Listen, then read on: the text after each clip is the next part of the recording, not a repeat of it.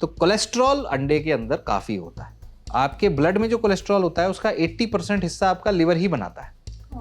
सो आप अगर अंडे ज़्यादा भी खाते हो तो लिवर उसको डिटेक्ट कर लेता है कि ब्लड में ऑलरेडी ज़्यादा कोलेस्ट्रॉल है, मुझे वो 80% को कम करके 40 कर देना है, 70 कर देना है या 10% कर देना है। सो शिलाजीत एक अच्छा प्रोडक्ट है और आयुर्वेदिक दवा के तौर पे भी यूज़ होता है, लेकिन कई लोग उसे सिर्फ सेक्सुअल हेल्थ के लिए यूज़ करते हैं, विगर के लिए यूज़ करते हैं, और यस उसका उस पर भी इफ़ेक्ट है। अगर हम खाने से पहले बहुत ज़्यादा पानी हम पी लेंगे या साथ में पी लेंगे इमीडिएट पहले, तो कई बार हमारा स्टमक फुल जल्दी हो जाता है। तो अगर पेट जल्दी भर जाएगा तो कुछ लोगों को एसिड रिफ्लक्स की प्रॉब्लम होने का प्रॉब्लम हो सकता है, कुछ लोगों को डाइजेशन में इश्यूज आ सकते हैं कि अराउंड 2.5 लीटर पानी एक महिला को लेना चाहिए और 3.5 लीटर पानी एक पुरुष को लेना चाहिए अगर वो एक्टिव है। कई लोगों को पानी पी के मोशन आराम से आ जाता है और तुरंत आ जाता है, कई लोगों का नहीं पानी पीते हैं तो मोशन नहीं आता है या कब्जी होती है। तो वॉशरूम से पहले या अर्ली मॉर्निंग सुबह सुबह पानी पीना एक बहुत अच्छी आदत है। तो कुछ लोग ऐसा भी बोलते हैं कि जब तक हम सिगरेट नहीं पीते हैं हमारे मोशन नहीं होता है या उसी से मुझे स्ट्रेस रिलीफ मिलता है। कुछ लोग को अपना अपना हर एक का एक्सपीरियंस होता है। सो लैक ऑफ नॉलेज, आपको जानकारी नहीं है, इस चक्कर में सारी दुनिया, आप हाथ में लोगों के बंदूकें दे दोगे तो गड़बड़ हो जाएगी ना। सो एंटीबायोटिक बंदूक के बराबर है, उसको चलाना सिर्फ एक डॉक्टर को आता है कि कहाँ चलाना है, तो वो आपने खुद से कभी नहीं लेनी। अगर आपके घर में खाने को नहीं है तो बाहर की दीवार पे प्लास्टर तो नहीं करवाओगे। सो आप फर्क नहीं पड़ेगा कि आपके बाल आ रहे हैं कि नहीं आ रहे हैं, आपकी बॉडी बोलेगी मेरे पास प्रोटीन है नहीं, बड़ी मुश्किल से मैं वाइटल ऑर्गन्स को संभाल रहा हूँ, बाल नहीं बनाना है मुझे। तो this is one big reason जिसके वजह से यंग लोगों में बाल जाते हैं।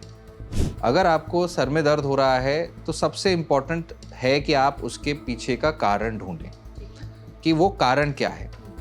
ये कारण सिंपल डिहाइड्रेशन, पानी की कमी भी हो सकता है, नींद की कमी भी हो सकता है, आंखों का नंबर भी हो सकता है, ब्रेन के अंदर कोई सीरियस बीमारी भी हो सकती है। So problem with this is कि लोगों को हेल्थ एंजाइटी बहुत हो रही है आजकल। That is very common. Health anxiety, कहीं मुझे ये तो नहीं है, कहीं मुझे हार्ट अटैक तो नहीं आएगा, मेरे जो यहाँ दर्द हो रहा है वो हार्ट का तो नहीं। और कई लोगों को दूसरी बीमारी, अगर मेरे पेट में है कहीं कैंसर तो नहीं है, सर में कोई ट्यूमर तो नहीं है, मुझे रात में बहुत पूरा दिन दे कीप ऑन सर्चिंग, को इंटरनेट पे सर्च करेंगे और 1, 2, 3 बार 10 बार टेस्ट कराएंगे। रोज़ाना आपके शरीर में कई वायरसेस जाते हैं, कई बैक्टीरिया जाते हैं। जी हाँ, हवा में भी वायरसेस होते हैं, बैक्टीरिया होते हैं। आप जहाँ टच करते हैं आपके हाथ में कई बैक्टीरिया वायरस होते हैं और हम उसी से फिर खाना खा लेते हैं या कहीं लगा देते हैं। तो हमारे शरीर में जाने वाले वायरस बैक्टीरिया बहुत होते हैं, उससे लड़ता है हमारा इम्यून सिस्टम।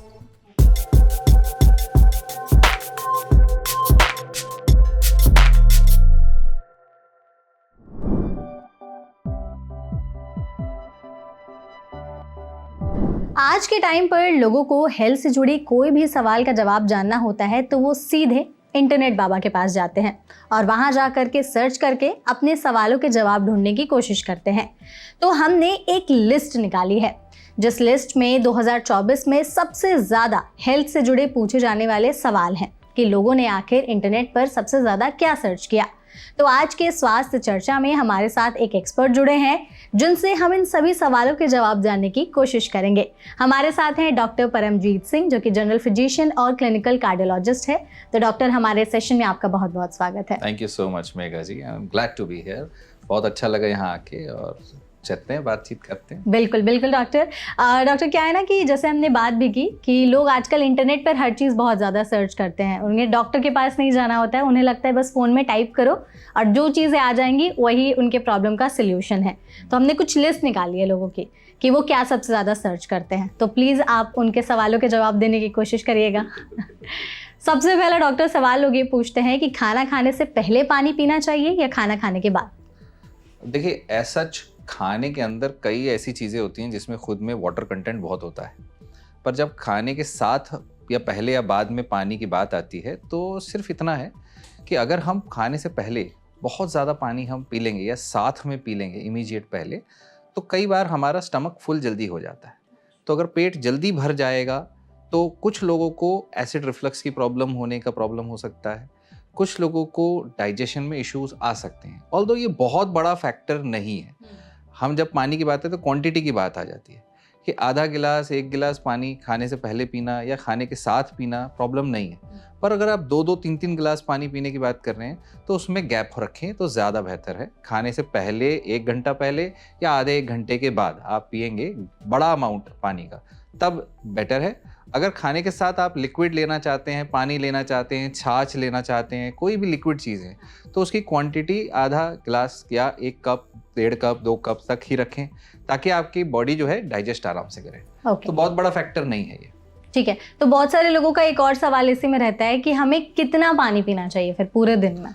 हाँ, देखिए, कायदे से ये डिपेंड करेगा आपके आसपास मौजूद टेम्परेचर कितना है, क्या आप पूरा दिन कितनी मेहनत करते हैं, कितना पसीना आता है। सो एवरीबडी हर एक के लिए अलग होता है पानी की रिक्वायरमेंट, बट आम तौर पे जो रिकमेंडेशन बोलती है कि अराउंड 2.5 लीटर पानी एक महिला को लेना चाहिए और 3.5 लीटर पानी एक पुरुष को लेना चाहिए अगर वो एक्टिव हैं।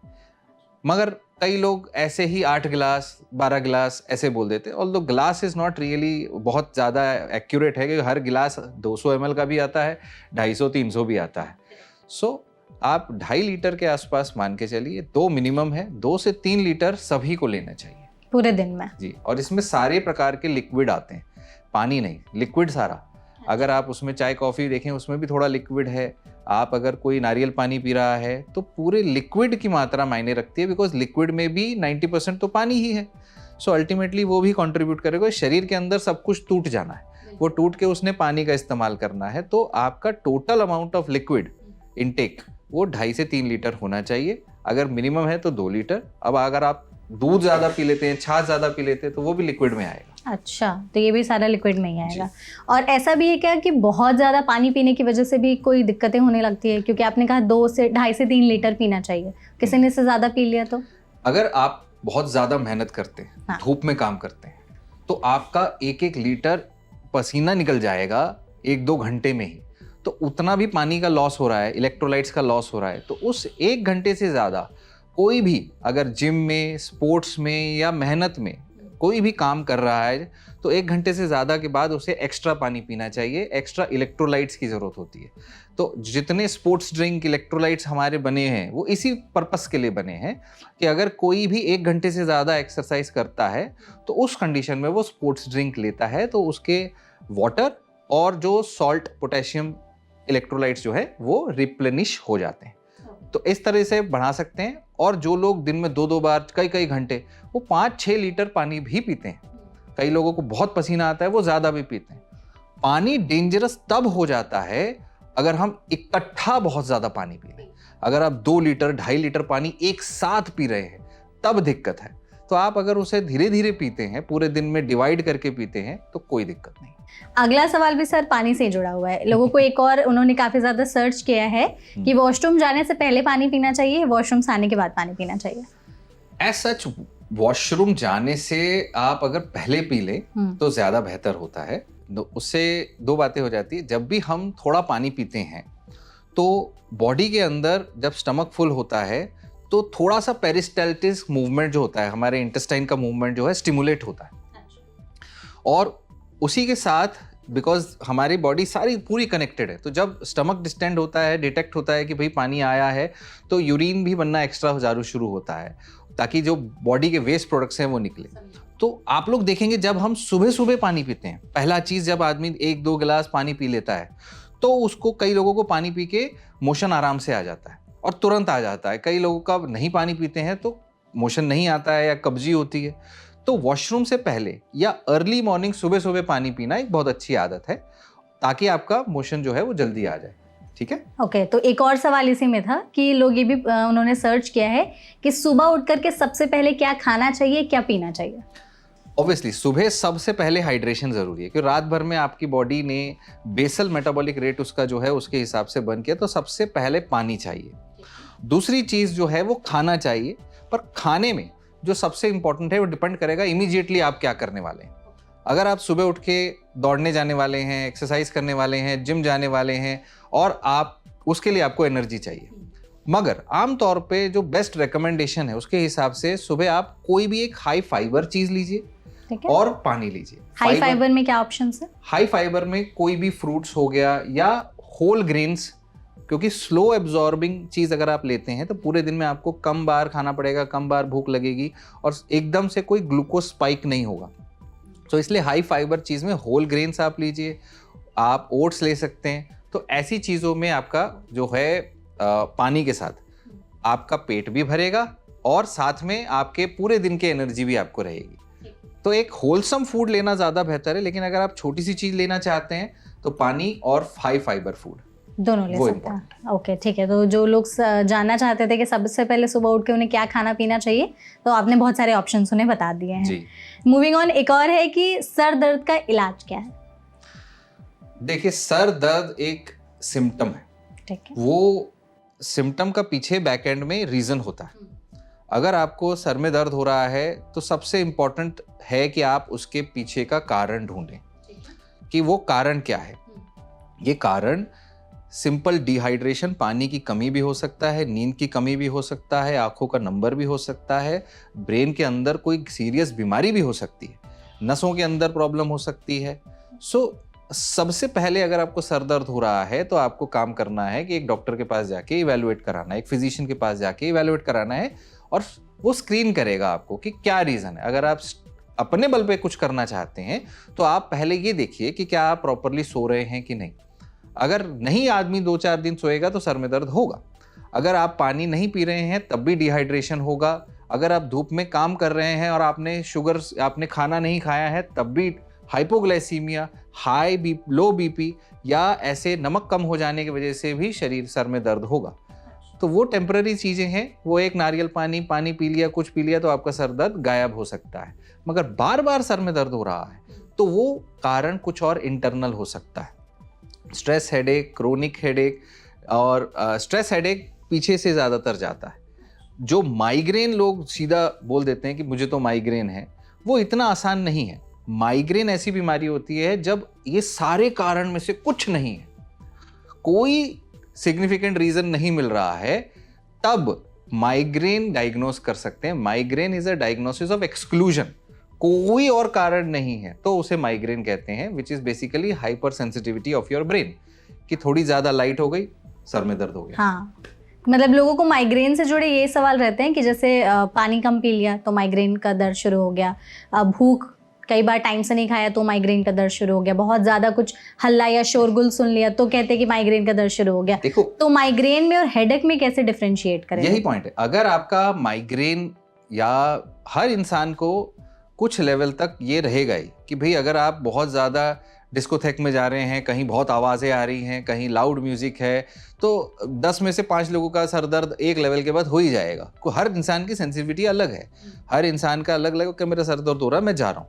So that will depend upon how well आपकी बॉडी का अंदर केमिस्ट्री कैसी है, आपके ब्रेन की सेंसिटिविटी कैसी है, आपका ब्रेन जो है उसको झेल पाएगा। Because brain is basically covered in water, वो पानी के अंदर ही कवर्ड होता है, तो वहाँ पर उसके पास में वो सेंसेशंस को हैंडल करने की क्षमता कैसी है आपकी। सो माइग्रेन वही चीज़ को बोलते हैं कि अगर आपका ब्रेन की सेंसिटिविटी ज़्यादा बढ़ गई है, सेंस आप थोड़ी सी, जैसे किसी को स्किन में प्रॉब्लम, थोड़ी सी धूप में जाने से ही जल रही है स्किन, सो इसी तरीके से ब्रेन को माइग्रेन के जैसे देखा जा सकता है। तो वहाँ कोई रिवर्सिबल रीज़न नहीं होता, तो माइग्रेन लाइफस्टाइल से ही ठीक करना पड़ता है, और एक बार हो गया तो वो एपिसोड को दबाने की दवा आती है। अच्छा, मतलब जो ट्रिगर फैक्टर्स होते हैं पहले हम उन्हें कम करें, नहीं तो फिर दवा। ओके। डॉक्टर, ये तो लोग जो सबसे ज़्यादा इंटरनेट पर सर्च करते हैं, हमने उसकी लिस्ट बनाई थी, कुछ आपसे भी पूछ लेते हैं। आप इतने दिन में कितने केसेस हैंडल करते हैं? सबसे पहले तो हम यही जानना चाहेंगे। केसेस तो देखिए, मैं सुबह से शाम तक पेशेंट्स हमारे कंसल्टेशंस होते रहते हैं, और चाहे वो इंटरनेट पे हो, चाहे वो हॉस्पिटल में हो, चाहे प्राइवेट क्लिनिक्स पे हो। So ultimately I keep on educate, हमारा काम है लोगों को एजुकेट करते रहना। सो मोर देन ट्रीटमेंट मैं सिखाता हूँ। तो मेरी जर्नी चालू भी इसी वजह से हुई थी यूट्यूब पे, क्योंकि मैं as compare to others doctors, हमारा क्लिनिक पे मैं टाइम ज़्यादा देता हूँ। एक पेशेंट को हमारा 10 से 15 मिनट इज़ मिनिमम। सो एक पेशेंट को हम ज़्यादा टाइम देते हैं, उसकी बीमारी समझाते हैं, उसके साथ उसने क्या गलती करता है वो बताते हैं, डाइट समझाते हैं कि आपकी गलतियाँ क्या है, आपको क्या करना है। और इसी वजह से मेरे पेशेंट मेरे पास रिटर्न कम आते हैं, आना नहीं पड़ता उनको। अच्छा। पर वो दूसरों को भेजते हैं हाँ। कि आप इधर जाओ अगर कहीं और सोल्यूशन नहीं मिल रहा। सो ऐसे लाइफस्टाइल चेंजेस एक फिजिशियन का काम है। उसी के साथ एज अ क्लिनिकल कार्डियोलॉजिस्ट हम डायग्नोज करते हैं किसी के हार्ट में कोई स्ट्रक्चरल प्रॉब्लम है, कोई बीमारी है, तो एकोकार्डियोग्राफी जैसी चीज़ें हम करते हैं, ईसीजी करते हैं, और जिसको बीमारी है उसके हिसाब से प्रिवेंटिव कार्डियोलॉजी में हम आगे हार्ट के लिए कि आप ये ना करें, आपका कोलेस्ट्रॉल ठीक होगा, आप डाइट करें, एक्सरसाइज करें, ताकि उनको आगे चल के अटैक ना आए। बिल्कुल। तो कुछ ऐसे केसेस जो आप हमें बताना चाहेंगे कि आपके पास लोग बड़े अटपटे से सवाल लेकर के आए कि डॉक्टर साहब मुझे ये हो रहा है, इसे कैसे ठीक करें, जो आपको याद हो? ओके, देखो सबसे कॉमन आज के डेट में जो प्रॉब्लम आ रहा है दैट इज बिकॉज कि बहुत सारा इंफॉर्मेशन ऑनलाइन अवेलेबल है, सो लोगों को कंफ्यूजन होता है। हर बार आपको कोई भी डाउट होता है और आप उसको गूगल पे टाइप करते हैं, गूगल या इंटरनेट सबसे डेंजरस चीज आपके सामने लेके आ जाता है, पर जो सबसे डेंजरस होगा, टिक टिक करने वाली हर चीज बॉम्ब नहीं होती, मगर गूगल पे टाइप आप करोगे कि टिक टिक क्या होता है तो वो तो बॉम्ब बोलते हैं। सो द थिंग इज कि वो एक सिंपल घड़ी हो सकती है। So problem with this is कि लोगों को हेल्थ एंजाइटी बहुत हो रही है आजकल, that is very common. Health anxiety, कहीं मुझे ये तो नहीं है, कहीं मुझे हार्ट अटैक तो नहीं आएगा, मेरी जो यहाँ दर्द हो रहा है वो हार्ट का तो नहीं। और कई लोगों को दूसरी बीमारी, अगर मेरे पेट में है कहीं कैंसर तो नहीं है, सर में कोई ट्यूमर तो नहीं है, मुझे रात में बहुत पूरा दिन दे कीप ऑन सर्चिंग, वो इंटरनेट पे सर्च करेंगे और 1 2 3 बार 10 बार टेस्ट कराएंगे। सो ये बहुत कॉमन हो गया है और बहुत रोज़ 1 या 2 पेशेंट ऐसे आते ही हैं, रोज़ 1 या 2 पेशेंट आते हैं। और why they come to me, क्यों मेरे पास आते हैं? क्योंकि हम काउंसलिंग करते हैं। दूसरे डॉक्टर्स उनको या कई बार नहीं टाइम मिलता है तो वो उतना टाइम नहीं वेस्ट करते कि भाई तुम्हें दवा ले लो, तुम बाद में आओ। सो इसलिए काउंसलिंग करना बहुत ज़रूरी होता है कि उनके क्वेश्चंस और उसके लॉजिकल आंसर्स अगर आप उनको दे दो तो वो सेटिस्फाई हो जाते हैं। सो ऐसे बहुत सवाल आते हैं कि आपका सारे टेस्ट नॉर्मल है लेकिन बस दिल में घबराहट हो रही है, धक धक होता है, कहीं मुझे हार्ट अटैक तो नहीं आ जाएगा। तो मैं लोगों से कहता हूँ, और उसका सबसे अच्छा सोल्यूशन है योगा और एक्सरसाइज। और लोग एक्सरसाइज से डरते हैं फिर उस सिचुएशन की, सर मैं दौड़ूंगा तो मुझे कुछ हो तो नहीं जाएगा। हाँ, पता चला हार्ट अटैक आ गया। हाँ, तो मेरा सोल्यूशन उनको होता है कि अस्पताल में आओ, हॉस्पिटल मेरे सामने दौड़ लो।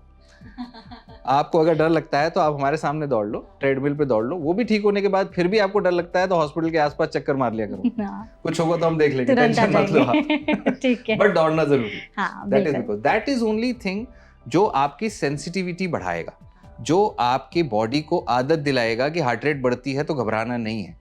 आप अगर अंधेरे में जाओगे नहीं तो अंधेरे का डर कैसे हटेगा? सो आपको धीरे धीरे उसको फेस करना पड़ेगा। करेक्ट।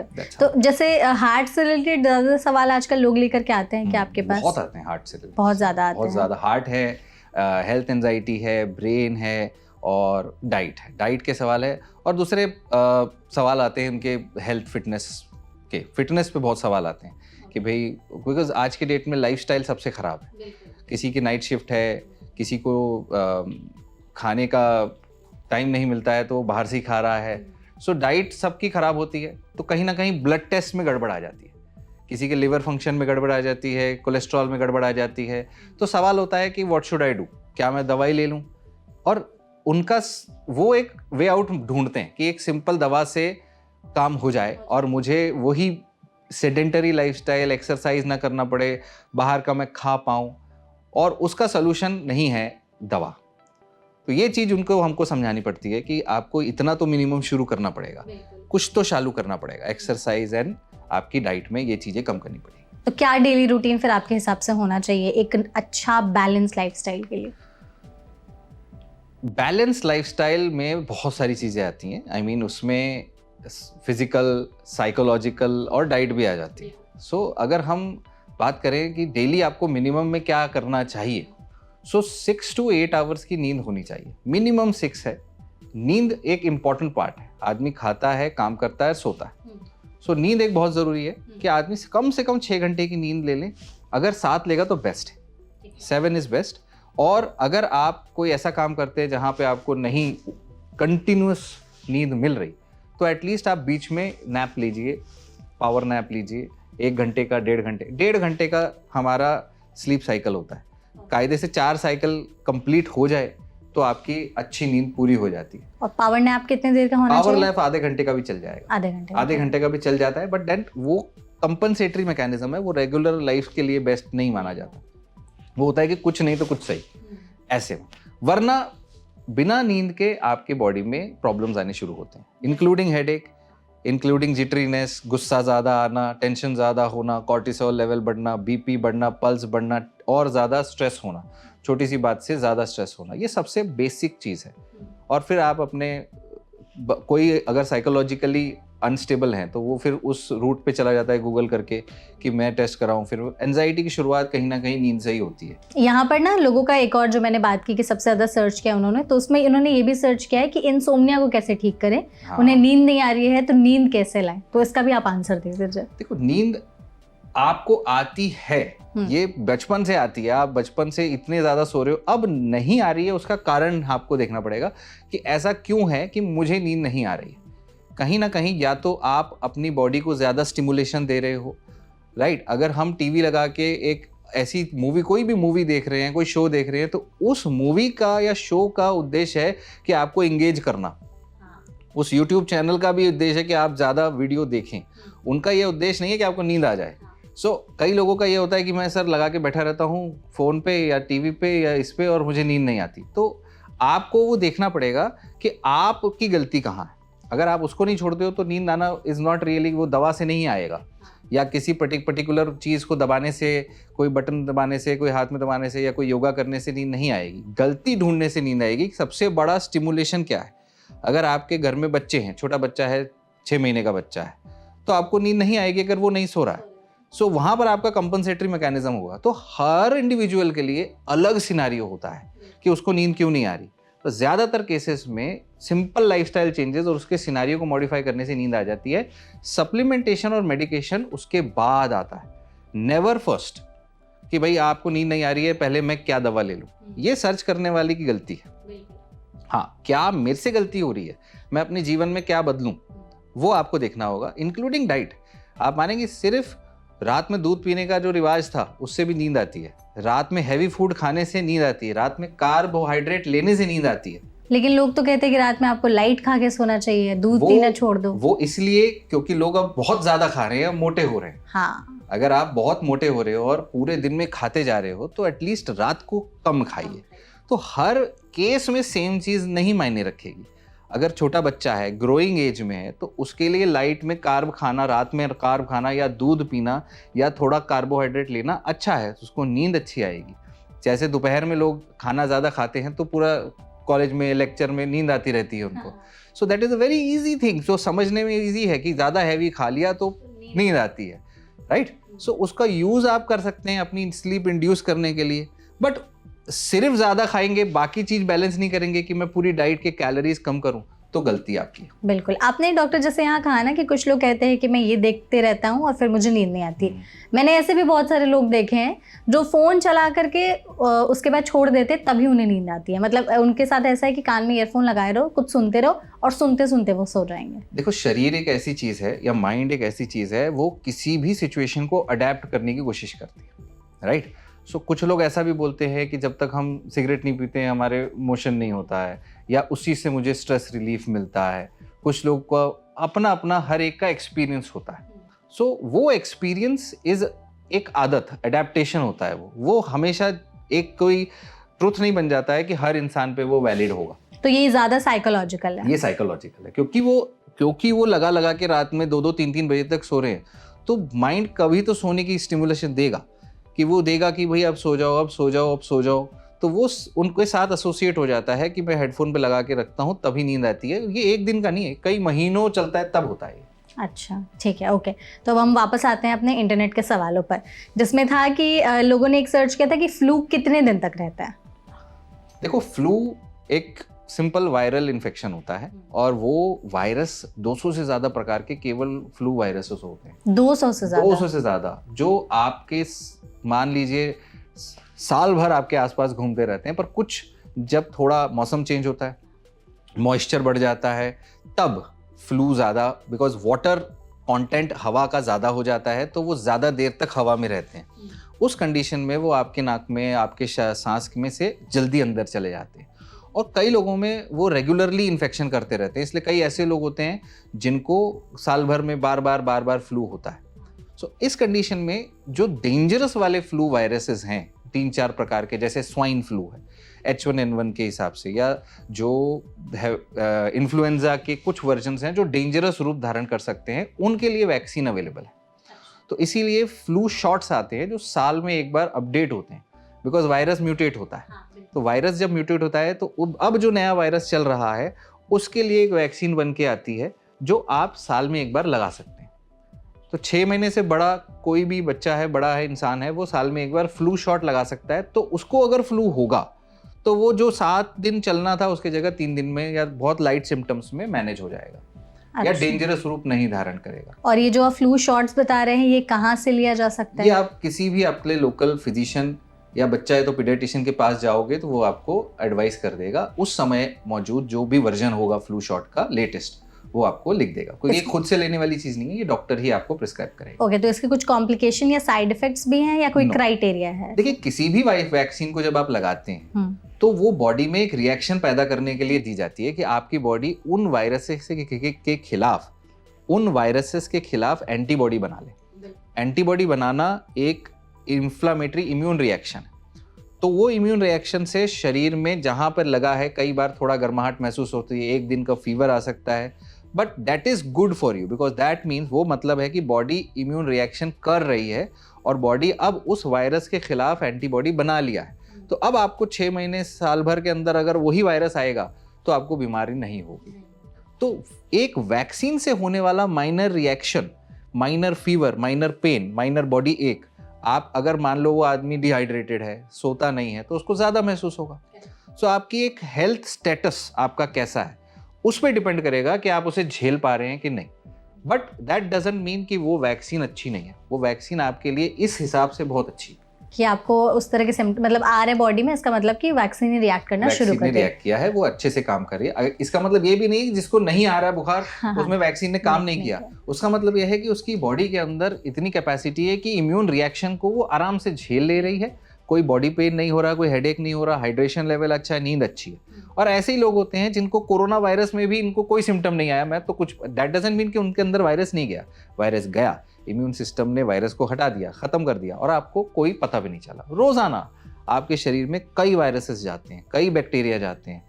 जी हाँ, हवा में भी वायरसेस होते हैं, बैक्टीरिया होते हैं। आप जहाँ टच करते हैं, आपके हाथ में कई बैक्टीरिया वायरस होते हैं, और हम उसी से फिर खाना खा लेते हैं या कहीं लगा देते हैं। तो हमारे शरीर में जाने वाले वायरस बैक्टीरिया बहुत होते हैं, उससे लड़ता है हमारा इम्यून सिस्टम। ओके, तो इम्यून सिस्टम पे भी लोगों ने सर्च किया है कि अपनी इम्यूनिटी कैसे बढ़ाएं। देखो, इम्यूनिटी बढ़ाने की जरूरत नहीं है, उसको प्रिजर्व करने की जरूरत है। जी, प्रिजर्व करने की जरूरत है कि आप में इनेट इम्यूनिटी एक होती है जो बचपन से आपके अंदर आती है। उसके बाद एक एक इन्फेक्शन से, एक एक वायरसेस से आपका आमना सामना जब होता है तो आपके अंदर उस फैमिली के खिलाफ इम्यूनिटी बनती जाती है, थोड़ी थोड़ी थोड़ी थोड़ी थोड़ी थोड़ी थोड़ी। इसीलिए बच्चों की इम्यून सिस्टम सबसे वीक होता है, बड़े होते होते इम्यूनिटी बड़ी हो जाती है। अब ऐसे इम्यून सिस्टम को वर्क करने के लिए रॉ मटेरियल चाहिए। ठीक है, रॉ मटेरियल अगर आप नहीं दे रहे हो तो इम्यून सिस्टम आपका वीक हो जाएगा। इम्यून सिस्टम छोड़ो, आपका रिकवरी सिस्टम, हीलिंग सिस्टम भी वीक हो जाएगा। सो हम वो चीज़ पे कॉन्सेंट्रेट करें कि हमारी डेफिशिएंसी कहाँ है, रॉ मटेरियल कहाँ कम है।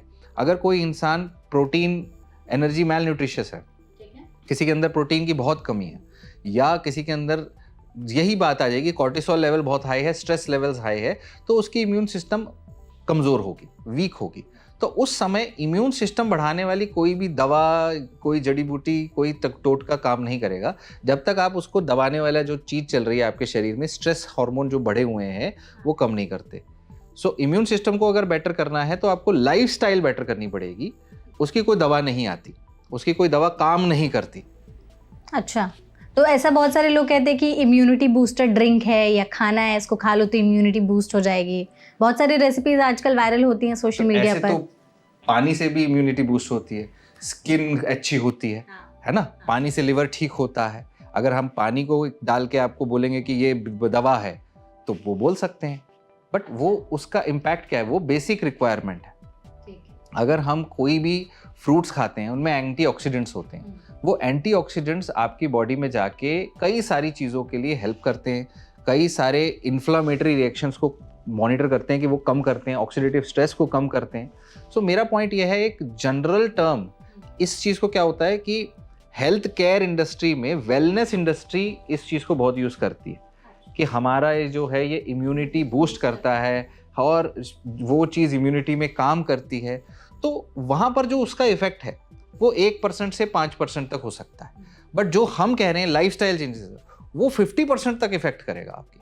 तो आप अगर वो नहीं कर रहे हैं और दूसरी 1% की चीज ले रहे हैं तो कुछ नहीं होगा। जस्ट एग्जाम्पल के तौर पे, अगर आप बेसिक स्किन केयर नहीं करते, नहाते नहीं हैं, स्किन मॉइस्चराइज नहीं करते हैं, सन प्रोटेक्शन नहीं करते हैं, और आप स्किन के लिए कोई एक टॉनिक ले रहे हैं तो कुछ नहीं होने वाला। बस ये बेसिक है। आगे दूसरा सवाल पे पढ़ते हैं सर। लोगों ने पाइल्स के बारे में भी काफ़ी सर्च किया है कि पाइल्स क्यों होता है और क्या बिना सर्जरी के पाइल्स ठीक किया जा सकता है। जी, इस पे तो हम घंटा भर बोल सकते हैं बट फिर भी शॉर्ट में बताते हैं। ठीक है। देखिए, कहीं भी अगर कोई भी इंसान को कॉन्स्टिपेशन होगा, कब्ज होगी किसी भी कारण से, तो अगर आप उसमें ताकत लगा रहे हैं आप अपने मोशन को पुश आउट करने में, तो वो उस वहाँ की स्किन को पुश करते हुए बाहर निकलेगा, और जब वो स्किन को बार बार पुश करते बाहर निकलेगा तो स्किन पे मौजूद जो नसें होती हैं वो स्ट्रेच होती हैं, स्ट्रेच होती हैं, स्ट्रेच होती हैं, और वो फैलने लगती हैं। और जब वो खून की नसें जो नीचे के आपके एनल लाइनिंग पे हैं वो स्ट्रेच होके बलून जैसे बनने लग जाती हैं, उसको पाइल्स बोलते हैं।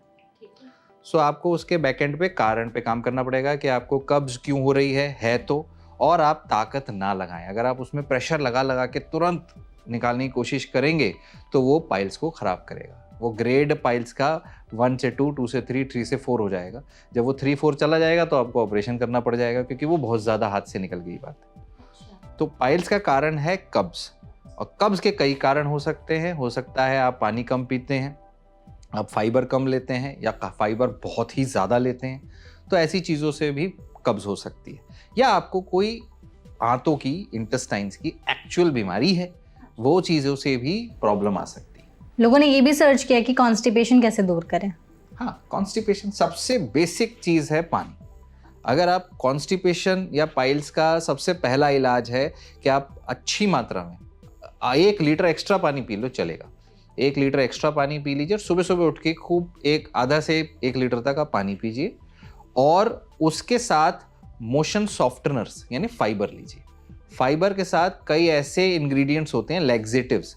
लैक्सेटिव्स का बेसिक रोल ही होता है कि वो आंतों के अंदर पानी को होल्ड करके रखता है।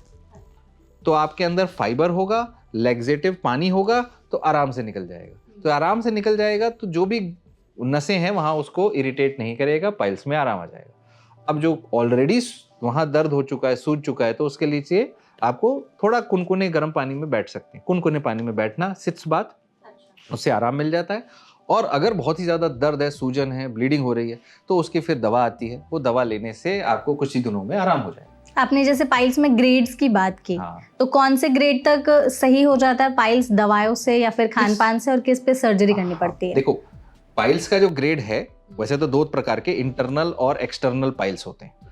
तो वो 2 प्रकार के इसमें अलग अलग ग्रेड होते हैं, पर इंटरनल पाइल्स हैं जो ज़्यादातर लोग समझते हैं। अंदर से अगर आपके लैट्रिन के रास्ते से कोई चीज़ बाहर आ रही है, वो चीज़ बाहर आ गई, लटक गई, अंदर चली गई, वो आपका ग्रेड 2 और 3 है। अगर वो बाहर रह गई तो ग्रेड 3 हो गया। वो बाहर ही है हमेशा, तो वो ग्रेड 3 है। अब आपको उसके ऊपर बैंडिंग करनी पड़ेगी, सर्जरी करनी पड़ेगी। वो खून की नस इतनी सूज गई है कि वो बाहर ही लटक जा रही है, तो उस केस में वहाँ पर कुछ नहीं, वो उसके ऊपर एक रबर बैंड जैसा या क्लिप जैसा बांध देते हैं, वहाँ खून नहीं जाता है, वो अपने आप हट जाता है। तो कोई बहुत बड़ा ऑपरेशन नहीं है, सिंपल सी चीज़ होती है कि वो नस सूज गई है, इतनी सूज गई कि लटक रही है, और उसको आपको करना है। उतना सूजने मत दीजिए। ग्रेड 1 यानी हल्की सी सूजन है, ग्रेड 2 यानी इतनी है लेकिन बाहर नहीं आ रही है, ग्रेड 3 में बाहर आ गई है। तो इसमें बहुत सारे लोग ये भी पूछते हैं कि पाइल्स में स्पाइसी फूड को अवॉइड करना चाहिए क्या? अगर उसके साथ नीचे से आप प्रेशर लगा रहे हैं, उसमें मिर्ची है, मसाला है, तो वहां तो फिर और ज्यादा जलन हो जाएगी। तो बस इसी रीजन से नहीं होना, कम होना चाहिए। ठीक है, तो इसमें आपने जैसे कहा कि जितना फाइबर कंटेंट और पानी ले सके वो ज्यादा बेटर है। और लैक्सेटिव्स, नेचुरल लैक्सेटिव्स भी आते हैं, जैसे बनाना, पपीता, पपाया खाओ, बनाना खाओ, उससे आपके मोशन सॉफ्ट रहते हैं। नेचुरल लैक्सेटिव्स भी हैं। हाँ एग्जैक्टली, तो ये खा सकते हैं तो पाइल्स वाली fruits खा प्रॉब्लम सकते सही हैं, होती है। बिल्कुल। अच्छा, अभी के टाइम पे ना, जैसे जब मौसम चेंज होता है, जैसा कि आपने कहा, तो सर्दी जुकाम भी बहुत लोगों को होता है। इवन हमारे ऑफिसेज में अभी कुछ दिन पहले ही लगातार हमारे सारे कॉलीग्स को एक एक करके सर्दी जुकाम खांसी तो फीवर ही होने लगा था। तो मोस्ट कॉमन पूछा जाने वाला सवाल और सर्च किया जाने वाला सवाल में ये भी था कि सर्दी जुकाम कैसे ठीक करें इंस्टेंटली। नहीं, इंस्टेंट नहीं ठीक कर सकते आप, बिकॉज जो ये होता है ना, एक के बाद एक, ये वायरल होता है, ये वायरल फ्लू होता है। सर्दी जुकाम इज बेसिकली फ्लू ओनली, ये फ्लू ही होता है जो एक को होता है। और जब आपको होता है, आपको सिम्टम आने से पहले वायरस आपके अंदर मल्टीप्लाई होता है। आपके अंदर इतना वायरस मल्टीप्लाई होगा कि आपके इम्यून सिस्टम को घंटी बजी, अरे ये वायरस आया है, तब आपका इम्यून सिस्टम एक्टिवेट होता है, तब आपको सिम्टम आता है। तब तक आप ऑलरेडी फैला चुके होते हो, आप ऑलरेडी खांस रहे हो या आप छींक रहे हो या इवन आप बोल रहे हो, तब भी कुछ निकलते हैं स्प्लिटर्स, और वो आप अपने आसपास लोगों को दे चुके होते हो। इसलिए घर में एक के बाद एक लोगों को वायरल हो जाता है। और फिर भी कुछ लोग होते हैं जिनको नहीं होता। वो लोग होते हैं जो अपनी हेल्थ के अंदर अच्छे कैटेगरी में है, हेल्थ अपनी मेंटेन कर रहे हैं, नींद अच्छी ले रहे हैं, पानी अच्छा ले रहे हैं, इम्यून सिस्टम स्ट्रांग है, एक्सरसाइज कर रहे हैं, प्रोटीन ले रहे हैं। तो ऐसे लोगों को फिर कम सिम्टम या नहीं आते हैं symptom. But viral cold and cough viral flu होता है। एक दूसरा होता है एलर्जिक राइनाइटिस या एलर्जिक कंपोनेंट जो है, वो सबको नहीं होगा। वो होगा अगर आप ऐसी जगह काम कर रहे हैं जहाँ डस्ट ज़्यादा है या आपकी सेंसिटिविटी ज़्यादा है, तो डस्ट एलर्जी, पोलन्स, ऐसी चीज़ों से एलर्जी लिमिटेड लोगों को होगी। एक एक करके जिसको हो रही है, दैट इज़ वायरल। तो ऐसे चीज़ में कोई इंस्टेंट रिलीफ कभी नहीं मिलेगा आपको, बिकॉज वो बॉडी का रिस्पॉन्स है वायरस को रोकने के लिए, ताकि आपका वायरस पूरी बॉडी में, ब्लड में ना फैल जाए। तो वो रहेगा, बस उसको आपको मैनेज करना है ताकि आप अपना काम कर पाए, ताकि आप ऑफिस आ पाए। ये ना हो कि इतना सर दर्द हो रहा है, मेरी हालत ठीक नहीं है, अब मैं ऑफिस नहीं आ सकता। सो वो ना हो, आप अपने काम कर पाएँ, इसीलिए आप मेडिसिन लेते हैं। उसमें anti histamines, anti allergic medicine दी जाती है, पेन किलर्स यानी पैरासिटामोल जैसी दवाइयाँ दी जाती हैं कि आपके सिम्टम्स मैनेज हो। वायरस को मारने का काम आपका तब भी आपके इम्यून सिस्टम ही करेगा। और उसका सबसे बड़ा तरीका है कि अच्छे खूब सारा पानी पीजिए, लिक्विड लीजिए, रेस्ट लीजिए, अदरक वाली चाय जैसी चीज़ें हैं या काढ़ा हो गया, सिंपल चीज़ें, ऐसी चीज़ें लीजिए, आप मैनेज हो जाएगा, ठीक हो जाओगे। हाँ, तो मतलब लोग ये ज़्यादा पूछते हैं कि घरेलू नुस्खों से कैसे हम सर्दी जुकाम को ठीक करें। पहले तो समझना ज़रूरी है कि हो क्या रहा है। अगर आप ये मान के बैठ गए कि मुझे तो तुरंत ठीक होना है, एक एंटीबायोटिक दे दो, तो वो गलत है, वो एस्पेक्ट ही गलत है। वो आप अल्टीमेटली और ज़्यादा नुकसान कर रहे हैं अपने बॉडी को, गट माइक्रोब को, एंटीबायोटिक रेजिस्टेंस बना रहे हैं दुनिया में। सो लैक ऑफ नॉलेज, आपको जानकारी नहीं है, इस चक्कर में सारी दुनिया, आप हाथ में लोगों के बंदूकें दे दोगे तो गड़बड़ हो जाएगी ना। सो एंटीबायोटिक बंदूक के बराबर है, उसको चलाना सिर्फ एक डॉक्टर को आता है कि कहाँ चलाना है। तो वो आपने खुद से कभी नहीं लेनी। सो एंटीबायोटिक्स नहीं लेना है। एंटी एलर्जिक्स आप अपने डॉक्टर से बात करो, और पहले दिन डे 1 पे अगर आप ले लेते हो खूब सारा पानी, काढ़ा और अच्छी अदरक वाली चाय, अदरक, ये चीज़ें आपको डे 1 पे सिम्टम्स को नॉर्मलाइज कर सकती हैं। ओके, तो अगर हम पहले ये चीज़ें कर ले तो दवाइयों की ज़रूरत नहीं पड़ती है। अगर बॉडी स्ट्रांग है तो हमारा इम्यून सिस्टम उससे लड़ जाता है आराम से। इवन इफ अगर कोई सिवियर, ये एक्चुअली बहुत सारे फैक्टर्स पे डिपेंड करता है कि अल्टीमेटली आपके अंदर जाने वाले कितने वायरस थे, वायरल लोड क्या है। अगर बहुत सारे लोगों को आपके इन्फेक्शन हो चुका है ऑफिस में और वो सारे खांस रहे हैं सारा वायरस बॉडी में, तो अल्टीमेटली अब नए आने वाले के अंदर तो बहुत ज़्यादा वायरस एक साथ जाएगा। तो बहुत ज़्यादा वायरस आपके इम्यून सिस्टम पे हावी भी हो सकता है। सो इसीलिए अगर आप उन पहले इंसानों में से जिसको पहले हुआ था, तो आप ज़्यादा सेफ हो। हाँ, अगर आप ऐसे हैं जो बचे हैं और बाद में हुआ लास्ट में, तो चांसेस हैं कि आपके अंदर वायरल लोड जा रहा है ज़्यादा, और उस केस में प्रिवेंशन इज़ बेटर। अगर आपको पहले से पता है कि किसी को वायरल है, तो मेक श्योर कि आप पानी अच्छे से पी रहे हो। मेक श्योर, आपको पता होना चाहिए कि भाई कुछ भी करूं वायरस तो अंदर जाएगा। इवन इफ आप मास्क पहन लें, आप वायरल लोड कम कर सकते हैं, पर वायरस कहीं ना कहीं से ढूंढ ही लेता है रास्ता अंदर जाने का। बिल्कुल ठीक है। सर, यहाँ पर ना जैसे कुछ जेंडर कैटेगरीज में भी हमने निकाले हैं अपनी सर्च लिस्ट में कि लड़कों ने सबसे ज़्यादा क्या सर्च किया है। तो उन्होंने सर्च किया है कि लड़कों में हेयर फॉल की प्रॉब्लम को हम कैसे ठीक करें और क्यों होती है इतनी ज़्यादा लड़कों में। हाँ, देखो, एज सच हेयर फॉल की प्रॉब्लम के जो रीजंस हैं वो कॉमन है लड़के और लड़कियों में, और वो कॉमन ही रीजंस हैं जो आप अगर उसको नहीं करते, टेक्निकली अगर किसी 20 साल के, 25 साल के, 30 साल के लड़के या लड़की के हेयर जाने नहीं चाहिए, उसका जेनेटिक रीज़न नहीं होना चाहिए। और अगर जेनेटिक रीजन है भी तो वो पहले आ गया है। उसका जो फैमिली में फादर मदर के अगर किसी के बाल जाते हैं तो वो 40 के बाद जाते हैं। अगर उसका 20 में जा रहा है तो या तो वो अपने बालों को टेक केयर नहीं कर रहा है, या तो वो अपने बालों को समझता ही नहीं है कि उसको चाहिए क्या, रॉ मटेरियल क्या चाहिए। तो आप कुछ टिप्स दे दें। हाँ, सबसे कॉमन जो प्रॉब्लम है इंडिया के अंदर हेयर लॉस की वो यही है कि बाल बनते किससे हैं। अगर आप वही नहीं जानते तो आप कैसे बाल बना सकते हैं, राइट। हम अगर सिर्फ जमीन खोदते जाएं और उसमें सीड्स ना डालें तो उगेगा क्या, है ना। सो इसीलिए ऊपर से लगाने वाली जितनी चीजें हैं उनका सिर्फ इतना काम है कि वो वहां ब्लड फ्लो बढ़ाते हैं। जितनी भी चीजें, चाहे अनियन ऑयल है, चाहे दवा है, मिनॉक्सिडिल जैसी दवा है, रोजमेरी ऑयल है, या फलाना फलाना जितने प्रकार के ऑयल्स हैं, वो बालों को मॉइस्चर देता है, बालों के अंदर जो थोड़ा लस्टर शाइन देगा, उसकी कंसिस्टेंसी थोड़ी सी बढ़ा देगा, थिक बना सकते हैं, और स्काल्प में, आपके स्काल्प में ब्लड फ्लो बढ़ा सकते हैं। बट उस ब्लड के अंदर ही अगर रॉ मटेरियल नहीं है तो फिर आपकी ग्रोथ नहीं होगी। Raw material needs to be from diet. और डाइट में अगर आपके सबसे कॉमन चीज iron deficiency. Okay. Iron, selenium, protein से बाल बनते। अगर आपके घर में खाने को नहीं है तो बाहर की दीवार पे प्लास्टर तो नहीं करवाओगे।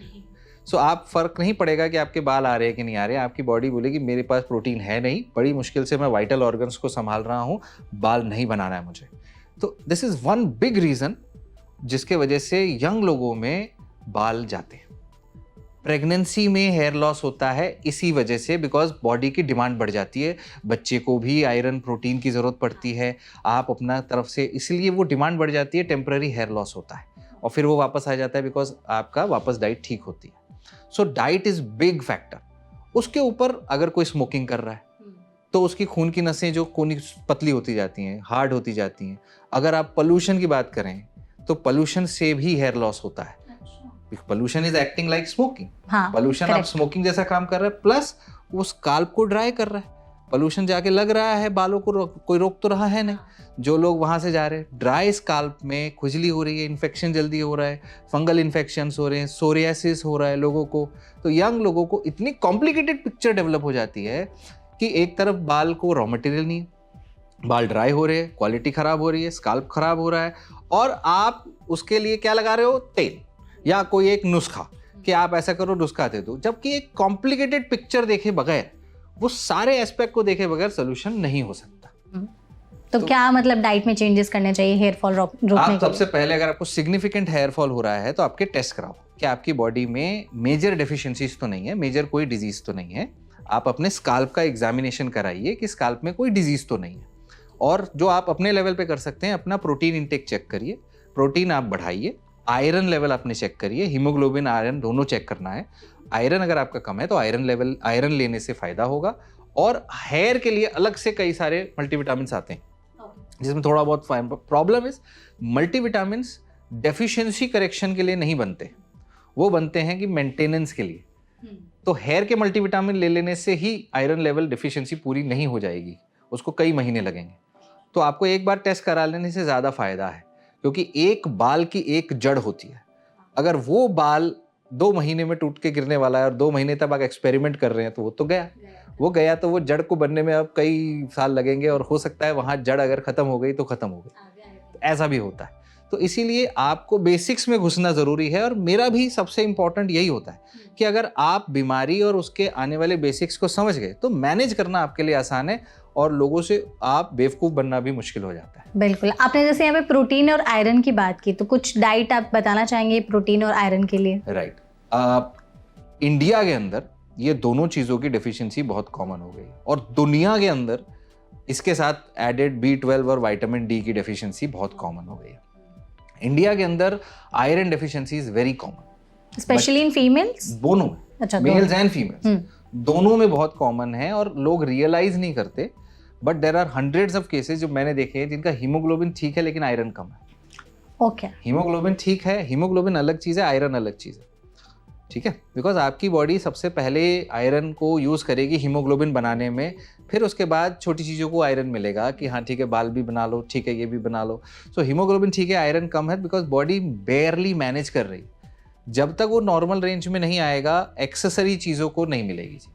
सो आपका आयरन लेवल, अगर आप डाइट में आयरन रिच फूड नहीं लेते, पहले लोग सारे लोहे की खाना बनाने की यूटेंसिल्स होते थे, तो वहाँ से आयरन उनके पास आता था, राइट। आयरन रिच फूड में हरे पत्ते वाली सब्जियां बहुत खाते थे, राइट। लोग अब कम हो गया, अब सारा खाना प्रोसेस्ड होता जा रहा है। इवन जो लोग सोचते हैं कि बिकॉज नॉन वेजिटेरियन फूड्स में आयरन होता है, राइट, रेड मीट जैसी चीज़ों में, मगर वो भी तब डिपेंड करेगा अगर जिस चीज़ को आप खा रहे हो उसने आयरन खाया है। तो अगर उसने भी आयरन नहीं खाया है तो उसके अंदर भी आयरन नहीं आता है। तो इसलिए डेफिशिएंसी दोनों में है, वेज एंड नॉन वेज दोनों में इक्वली आयरन डेफिशिएंसी आ रही है। एंड प्रोटीन रिच फूड जो है, जैसे दालें हैं, उनमें भी खुद थोड़ा सा आयरन होता है, लेकिन आप वो भी कम खाते हैं, हम भी वो कम खाते हैं। हमारा major chunk carbohydrates, major chunk carbohydrates सालों पहले था जब खाने की कमी थी, अब नहीं है। अब खाना ही बहुत है और और एक्टिविटी कम है। जितना पहले ज़्यादा लोग वॉक करते थे, मेहनत करते थे, अब नहीं करते।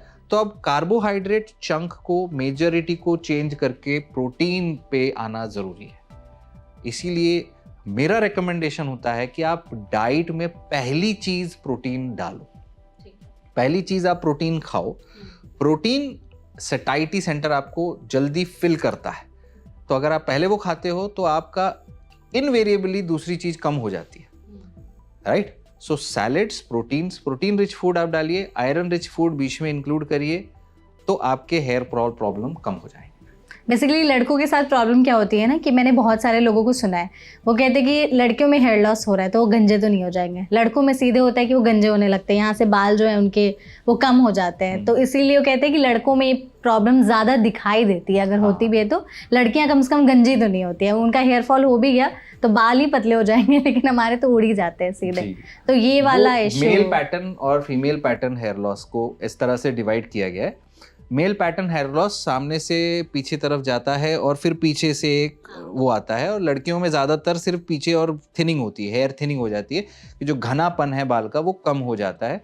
फिर आगे चल के कई बीच में से उनकी दिक्कत आने लगती है। तो लेडीज़ को बाद में पता चलता है, लेकिन थिकनेस लॉस जल्दी हो जाती है, तो लेडीज़ को ज़्यादा नुकसान होता है हेयर लॉस का बाल जेंट्स के खिलाफ। और जेंट्स ज़्यादा एक्सपेरिमेंट भी करते हैं, जेल लगा लिया, वो लगा लिया, तेल लगा लिया, बहुत ज़्यादा। तो उनके इवन हम जो कैप्स पहनते हैं, बहुत ज़्यादा टाइट कैप्स पहनते हैं, उनसे भी प्रॉब्लम होती है। सो हाँ, फिजिकल आप जितना उसको बाल को एक्सर्शन देंगे, फिजिकली उनको खींचेंगे या उनको ऊपर बार बार हाथ लगाएंगे, बार बार ड्राई करेंगे, तो वो भी एक फैक्टर है, मगर मेन नहीं। सो आई मीन करने के लिए तो हम 100 चीज़ें कर सकते हैं बालों के लिए, बट आपको बिगर फैक्टर, ज़्यादा बड़ा फैक्टर पे काम करना पहले ज़रूरी है। बिल्कुल। आपने डॉक्टर जैसे यहाँ पे प्रोटीन की बात कर रहे थे, आप लोगों ने ये भी बहुत सर्च किया है कि वेज में प्रोटीन के क्या क्या ऑप्शंस है, क्योंकि मोस्टली लोगों को लगता है कि प्रोटीन मतलब सिर्फ नॉन वेज, वेज में तो है ही नहीं। तो प्लीज़ वो भी बता दीजिए। आपकी बॉडी के लिए प्रोटीन का मतलब है अमाइनो एसिड। प्रोटीन हमारे शरीर में कई जो अमाइनो एसिड्स हैं उनके मिश्रण से अलग अलग प्रकार के फॉर्म में आता है, और आप उसको इंटेस्टाइन्स तक ही तोड़ के, अमाइनो एसिड लेवल तक तोड़ के अंदर लेते हो। तो ये फर्क नहीं पड़ता आपने मुंह से किस प्रकार का प्रोटीन खाया, कोई भी प्रकार की दाल खाई वो टूट के अमाइनो एसिड बन के ही अंदर जाएगा, या कुछ छोटे छोटे पॉलीपेप्टाइड्स अमाइनो एसिड के चेन बन के। सो एट दी एंड आपकी बॉडी को वो अमाइनो एसिड चाहिए अंदर जाके, लिवर का प्रोटीन बनाने के लिए, हेयर का प्रोटीन बनाने के लिए, स्किन का प्रोटीन बनाने के लिए। तो वो प्रोटीन बनाने के लिए उसका अमाइनो एसिड चाहिए। तो आपको सिर्फ इतना है मेन कि वेजिटेरियन ऑप्शंस में आप ऐसे चीज़ें चुनें जिसमें अमाइनो एसिड्स ज़्यादा हैं, अमाइनो एसिड प्रोफाइल बेटर है। और वेजिटेरियंस में सबसे बड़ा लोग कहते हैं कि इसमें इनकम्प्लीट अमाइनो एसिड है, कुछ इनकम्प्लीट अमाइनो एसिड्स, क्योंकि जो दाल है वो एक हाई प्रोटीन फूड के कैटेगरी में आता है, क्योंकि उसमें 100 ग्राम दाल में 15 से 25 ग्राम तक प्रोटीन हो सकता है। और यही आप चिकन से कंपेयर करेंगे तो 100 ग्राम चिकन में भी 20 ग्राम प्रोटीन होता है। तो इसलिए कंपेरेबली सेम आ जाता है, बस दाल में 50%, 45 से 50% कार्बोहाइड्रेट भी होता है, जो चिकन में नहीं होता। तो कैलोरी यहाँ बढ़ जाती है। तो अगर आप 300 ग्राम चिकन भी खाओगे एक बार में तो आपको ज़्यादा कैलोरी नहीं मिलती है, मगर आपको 60 ग्राम प्रोटीन मिल जाता है।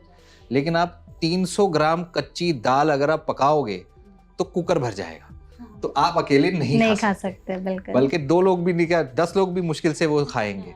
तो प्रॉब्लम उसमें आता है कि दाल खा खा के भी इंसान प्रोटीन कंप्लीट करना मुश्किल होता है, क्योंकि दाल जब पकाते हैं उसमें पानी भी ऐड हो जाता है और वो पानी बहुत मेजर चंक ले लेता है। तो इस चीज़ में स्प्राउट्स अच्छे हैं, सत्तू अच्छा है, या इन दाल से कोई भी डेरिवेटिव आप ले आओ। दालों से, चने की दाल है तो दाल का आप डेरिवेटिव कुछ भी बना लो, आप उससे दाल का चीला बना लो, आप दाल से कुछ भी बना लो आप, जिसमें पानी या ऑयल या दूसरी चीजें कम है ना, या आप उसमें कुछ प्रोटीन डाल दो, यानी आप उसमें सोया डाल दो, आप पनीर डाल दो, आप टोफू डाल दो। तो सोया है, पनीर है, टोफू है, मशरूम्स हैं, आपके पास दालें हैं, हर प्रकार की दालों से कुछ भी बना लो आप, कैसे भी बना लो आप। और आपके पास में इस सब से भी आपको नहीं, अगर किसी को नहीं पसंद है तो आपके पास में सप्लीमेंट्स हैं, फिर आप सप्लीमेंट्स पे आ सकते हैं। मगर अगर आप हर मील में, हर बार जब आप खाना खाते हैं तो उसमें एक पोर्शन 125% अगर आप हाई प्रोटीन फूड डालते हैं और पहले उसको खाते हैं तो आपका प्रोटीन इंटेक पूरा नेचुरली बिना सप्लीमेंट के होने के चांसेस बहुत हैं। ओके, ठीक है। तो मतलब प्रोटीन से रिलेटेड जो था, आपने इसमें कैलोरी की बात की थी, तो एक और क्वेश्चन बहुत ज़्यादा लोगों ने सर्च किया कि एक दिन में हमें कितनी कैलोरीज खानी चाहिए? वेल डिपेंड्स, आप कितनी एक्टिविटी करते हैं। अगर आप पूरे दिन बैठे रहते हैं और आप देखेंगे तो एक मेल इंसान के लिए आप 2000 से 2500 कैलोरी उसको बोलते हैं कि आप खा सकते हैं एक, हाँ, मेल के लिए। और फीमेल के लिए 1800 से आप 2200 के आसपास कैलोरी एक एवरेज मान के सकते हैं। ये वेट पे डिपेंड करेगा, क्योंकि हर एक की हाइट अलग है, हर एक का वेट अलग है, ये एक्टिविटी लेवल पे डिपेंड करेगा। सो और उनके ऑब्जेक्टिव पे डिपेंड करेगा। अगर कोई वेट गेन करना चाहता है, कोई वेट लॉस करना चाहता है, तो उसको 500 कैलोरी ऊपर या 500 कैलोरी नीचे जाना चाहिए। 500 से ज़्यादा वेरिएशन नहीं। आप 250 ऊपर जाओ, 250 नीचे जाओ, बेस्ट है। वेट लॉस करना है, 250 नीचे जाओ, या ज़्यादा से ज़्यादा 500 नीचे जाओ। लोग क्या करते हैं, सीधा कट डाउन कर देते हैं, 800 कैलोरीज, 1000 कैलोरी, पूरे दिन कुछ नहीं खाना, ब्लैक कॉफी पे जिंदा रहेगा। हाँ, वहाँ आपका सीधा बॉडी जो है वो कंजर्वेटिव स्टेज में चला जाता है, खाने को नहीं आने वाला है। स्टॉप अननेसेसरी प्रोसेसेस, बाल बनाना बंद, स्किन केयर बंद, सिर्फ आपके ब्रेन, हार्ट, लिवर, इनको को हम मेन चीजें देंगे, तब उनका हेयर लॉस सबसे ज्यादा होता है। ओके, ठीक है। यहाँ पर ना अंडे के बारे में भी लोगों ने बहुत सर्च किया है कि क्या अंडा खाने से कोलेस्ट्रॉल बढ़ता है, और दूसरा कि एक दिन में हम कितने अंडे खा सकते हैं? कोई भी चीज आप खाते हो, किसी भी चीज को आप खाते हो, उसके अंदर फैट हो सकते हैं। तो अंडे के अंदर जो पीला पार्ट है उसमें फैट है, और उसमें कोलेस्ट्रॉल जो एक फैट का अलग हिस्सा है, ट्राइग्लिसराइड अलग है, कोलेस्ट्रॉल से अलग है।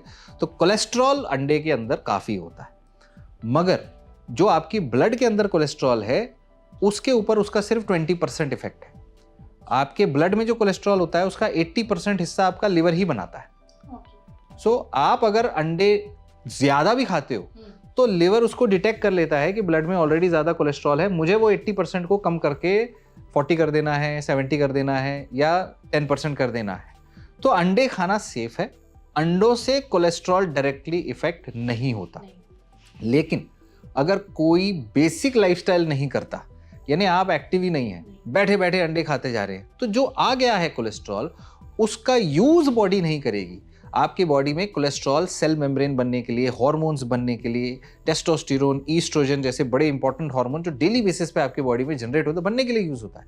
लेकिन अगर आप उसका इस्तेमाल नहीं करते हैं, ना दौड़ रहे हैं, ना चल रहे हैं, ना कोई एक्सरसाइज कर रहे हैं, ना कहीं कोई बाहर मेजर स्पोर्ट्स एक्टिविटी कर रहे हैं, तो वो जमा रहते हैं, तब आपका कोलेस्ट्रॉल, ट्राइग्लिसराइड सारे बढ़ने लग जाते हैं।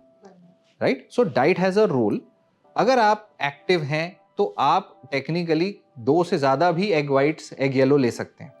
आप 4 ले सकते हैं, आप 6 ले सकते हैं, कोई दिक्कत नहीं। अगर आप एक्टिव नहीं है, एक्सरसाइज नहीं करते हैं, तो आपको उसको लिमिट करना पड़ेगा 1 या मैक्सिमम 2 पे। 2, ठीक है। तो ये अंडे, मतलब मोस्टली लोग बहुत ज़्यादा सर्च करते हैं कि कोलेस्ट्रॉल वाला जो पार्ट है अंडे का, कि हम या तो पीला वाला हटा के वाइट वाला खा लेंगे सिर्फ, तो इससे कंफ्यूजन रहती है बहुत ज़्यादा। वाइट वाला आप जितना खाना है उतना खा सकते हैं।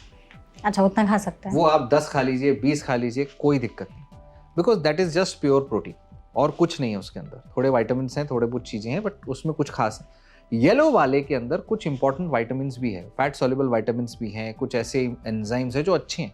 तो कायदे से जो नॉन वेजिटेरियन है उनको 1 या 2 एग येलो रोज खाने चाहिए। That is one of the best foods in the world. Okay. हाँ, बिकॉज वहाँ एडल्टरेशन नहीं है, राइट वहाँ पर कोई एक्स्ट्रा ऑर्डिनरी चीज़ वो आप डालोगे जो भी डालोगे उसको बनाने के लिए, चाहे घी बटर मक्खन मलाई आपने जो भी डाला उसको बना के उसका जो रूप है, पर नेचर से वो खराब नहीं आता, उसको हम ही खराब करते हैं, एक्स्ट्रा चीजें बटर डाल दिया, चीज डाल दिया। अगर आप नॉनवेज खाते हैं तो आपकी डाइट में अंडे is one of the best foods possible. Protein के लिए भी लोग ये कहते हैं कि प्रोटीन पाउडर लेना सेफ है या नहीं है? देखो, कोई भी चीज अगर नीडेड है तो सेफ है। अननेसेसरीली लेने का मतलब, अगर कोई इंसान सारा दिन अंडे खा रहा है, नॉनवेज खा रहा है, फिर प्रोटीन पाउडर भी ले रहा है और बहुत ज़्यादा मात्रा में प्रोटीन ले रहा है, तो वहाँ पर भी साइड इफेक्ट हो सकते हैं। पर आपको पता होना चाहिए आपकी प्रोटीन की रिक्वायरमेंट क्या है। तो अगर आप देखें नॉर्मल इंसान की, बहुत ही मिनिमम से मिनिमम भी जाएंगे तो 0.8 ग्राम पर केजी बॉडी वेट प्रोटीन चाहिए। ठीक है, 0.8 और एवरेज मान लीजिए 1 ग्राम पर केजी बॉडी वेट आपके लिए अच्छा होता है रेगुलरली। तो एक 60 किलो के इंसान के लिए, मेल फीमेल डजंट मैटर, आपको 60 ग्राम प्रोटीन चाहिए। मतलब 3 बार खाना खाते हैं तो 20-20 ग्राम प्रोटीन चाहिए हर मील में। और आप अगर वो नहीं पूरा कर सकते, 20 ग्राम प्रोटीन के लिए एक बार खाने के लिए आपको 4 कटोरी दाल खानी पड़ेगी। वो तो पॉसिबल नहीं। तो हाँ, तो तीनों टाइम पे 4 12 कटोरी दाल पूरे दिन खाओगे तब जाके आपका 60 ग्राम प्रोटीन होगा। तो जब ऐसे कंडीशन आ जाते हैं जब वो पॉसिबल नहीं है और आप गिन के कैलकुलेट कर सकते हैं कि मेरा प्रोटीन रिक्वायरमेंट पूरा नहीं हो रहा, तो लॉन्ग टर्म में आपकी मसल लॉस होगी, आपका हेयर लॉस होगा, आपका स्किन लॉस होगा, आपकी बॉडी के ऑर्गन लॉस होगा, बॉडी की अडेप्टिबिलिटी कम होगी, इम्यून सिस्टम वीक होगा, because every single cell in your body uses amino acids. आपकी इम्यून सिस्टम के लिए जो पीछे से अगर एंटीबॉडीज बनते हैं, दे आर ऑल्सो सेल्स, वहां भी आपका अमाइनो एसिड यूज होगा। So every response will suffer. So इसीलिए protein is vital, raw material आपके अंदर जाना चाहिए, उसके ऑप्शन है। आप, मेरे प्रिस्क्रिप्शन पे लिखा होता है कि 100 ग्राम मिनिमम, मैक्सिमम 200 ग्राम, इसमें से कोई ना कोई एक फूड आप हर मील में डालने की कोशिश करो। 100 ग्राम पनीर ले लो, या 100 ग्राम लो फैट पनीर, या सोया चंक्स ले लो, सोयाबीन ले लो, टोफू ले लो, मशरूम ले लो, या 100 ग्राम दाल ले लो, या दही ले लो, या दूध ले लो। okay. आप अगर इनमें से एक चीज डाल लेते हैं 3 टाइम, तो चांसेस हैं कि आप 90% पहुंच जाओगे, क्योंकि पनीर में 100 ग्राम में 16 ग्राम प्रोटीन होता है। सोया चंक्स ले लिया तो उसमें 100 ग्राम में तो 50,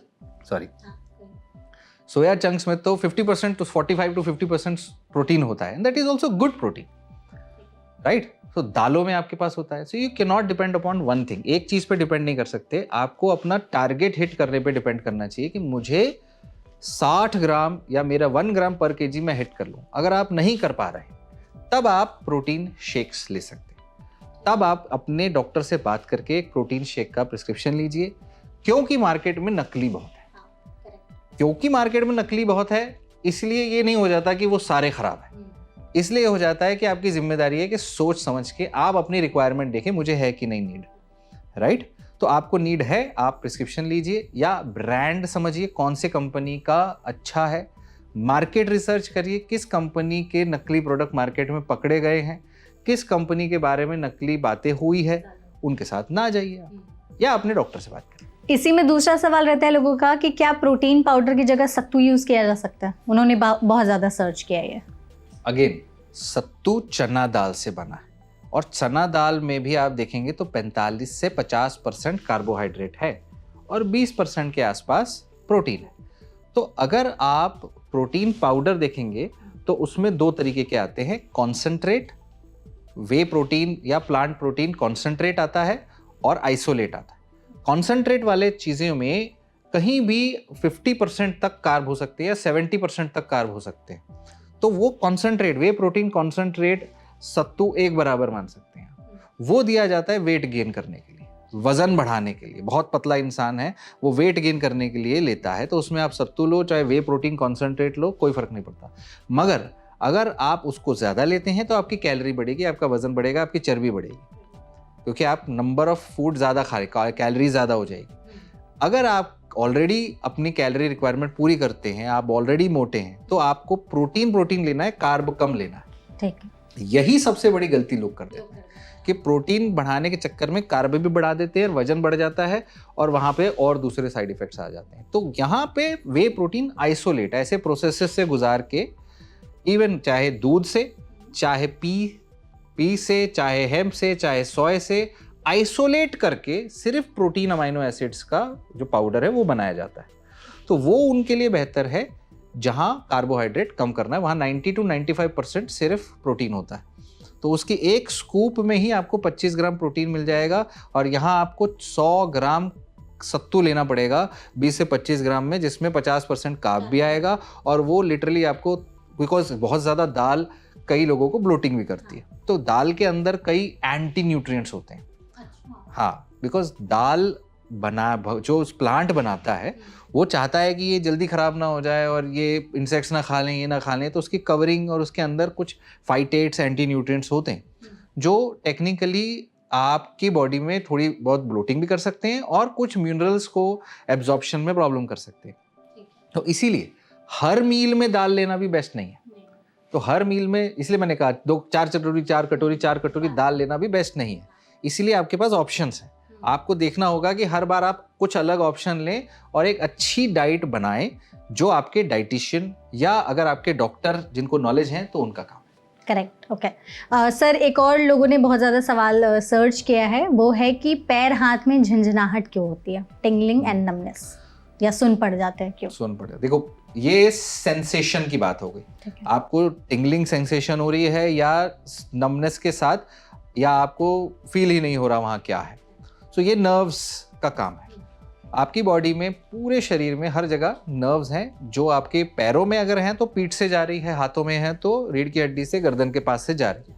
तो अगर वो नर्व्स किसी कारणवश खराब हो गई, दब गई, तो वहाँ पे आपको टिंगलिंग हो सकती है। पीठ में गलत एंगल से आप बैठते हो, गलत पोस्चर से उठाते हो और पीठ की जो डिस्क है वो हर्निएट हो गई, नस दबा रही है, तो हो सकती है।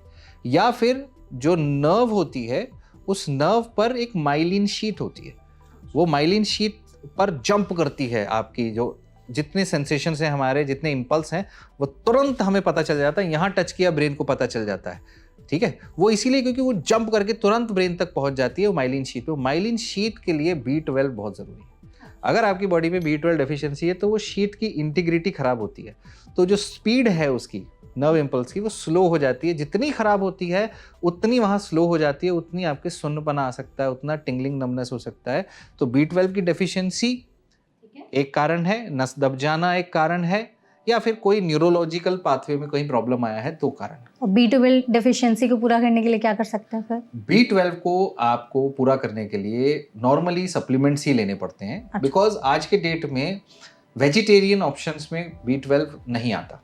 अच्छा, आता ही नहीं है? हाँ, बहुत ही कम फूड है जिसमें आएगा, फर्मेंटेड फूड में आएगा, क्योंकि बैक्टीरिया ही है जो B12 बनाता है। तो फर्मेंटेड फूड जैसे क्या, इडली, डोसा, ये सब? या नहीं, जैसे कांजी अच्छा, या फिर जैसे सोया का टोफू वर्जन, ऐसे चीजों को जब आप फूड को फर्मेंट होने देते हैं तो उसमें थोड़ा सा B12 आ जाता है। वो अकेला आपकी डेफिशिएंसी को पूरा नहीं कर सकता, लेकिन मेंटेनेंस में हेल्प कर सकता है। तो कुछ फूड, इवन एग येलो में B12, आप एग में B12 होता है लेकिन वो कम मात्रा में होता है। नॉन वेजिटेरियन फूड में B12 होता है लेकिन कम मात्रा में होता है। ये भी डिपेंड करेगा उस जानवर ने घास खाई कि नहीं खाई, नीचे से आपके, बिकॉज वो घास में मौजूद जो बैक्टीरिया है वो खाते हैं, तो उधर से उनको वो B12 मिलता है, फिर वो आपको मिलता है। लेकिन आज non vegetarian poultry based chicken जो होते हैं उनको बहुत ही क्लीन फूड मिलता है, उनको फैक्ट्री मेड प्रोडक्ट मिलते हैं जो बढ़िया परोस के दिया जाता है। वहाँ वो मौजूद ग्रास पे नहीं खा रहे हैं, तो वहाँ वो गंदी चीज़ें नहीं खा रहे हैं, या वहाँ कह लीजिए कि बैक्टीरिया उनके अंदर नहीं जा रहे। तो B12 डेफिशिएंसी नॉन वेजिटेरियंस में भी है अब। तो अब ये बोलना कि एक पर्टिकुलर फूड खा के आपका B12 डेफिशिएंसी पूरा हो जाएगा, पॉसिबल नहीं है। आगे चल के लिटरली हर इंसान को B12 की डेफिशिएंसी होगी और आपको फोर्टिफाइड फूड लेना पड़ेगा। या तो फूड फोर्टिफाइड हो, खाने में हो, कहीं तेल में या किसी भी चीज़ में, या आप सप्लीमेंट लें या आप दवा लें। सो B12 इज समथिंग जो बहुत मुश्किल है इस तरह से पूरा करना। ओके, ठीक है। लास्ट है सर, जो लोगों ने सबसे ज़्यादा सर्च किया कि शिलाजीत क्या है और क्या सिर्फ सेक्सुअल पावर बढ़ाने के लिए शिलाजीत खाना चाहिए? ओके देखो, शिलाजीत एक ऐसा पदार्थ है जो पता है, ये हिमालय से लोग लेके आते हैं, ऐसे बड़े पहाड़ों में पाया जाता है। और अल्टीमेटली उसके अंदर क्या है कि कुछ प्रॉपर्टीज़ हैं, एंटीऑक्सीडेंट प्रॉपर्टी से लेके आपकी बॉडी के अंदर स्ट्रेस कम कर सकता है, उसमें आयरन कंटेंट होता है, आयरन डेफिशिएंसीज अगर आपको है तो वहाँ पर वो काम करता है। सो शिलाजीत एक अच्छा प्रोडक्ट है और आयुर्वेदिक दवा के तौर पे भी यूज़ होता है, लेकिन कई लोग उसे सिर्फ सेक्सुअल हेल्थ के लिए यूज़ करते हैं, विगर के लिए यूज़ करते हैं, और यस उसका उस पर भी इफ़ेक्ट है।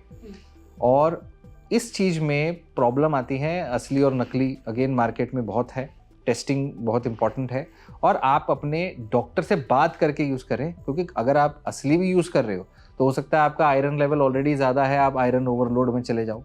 हो सकता है आप अननेसेसरी उसके अंदर अगर उसकी प्यूरिफिकेशन सही से नहीं हुआ, हैवी मेटल्स हैं उसके अंदर, तो मेटल टॉक्सिसिटी में चले जाओ।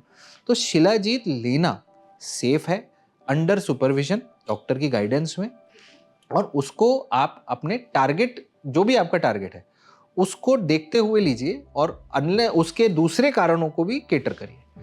कि अगर आपको सेक्सुअल प्रॉब्लम हो रही है टेस्टोस्टेरोन की कमी की वजह से, या वो चीज़ का दूसरा कारण बैकएंड में है कि आपके अंदर विटामिन डी ही नहीं है, vitamin D deficiency can cause testosterone loss in your body.